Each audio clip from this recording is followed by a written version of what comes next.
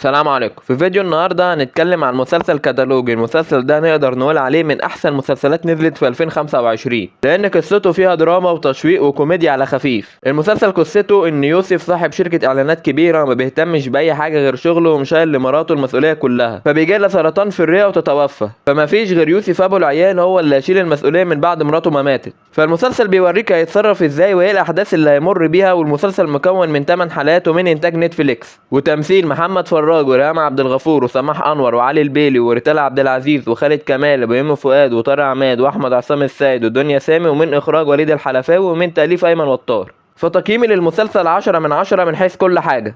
صح، لقطة الكابتن محمود الخطيب دي اضافة كبيرة جدا للمسلسل. وبس ما تنساش اللايك والاشتراك، وبس كده، سلام.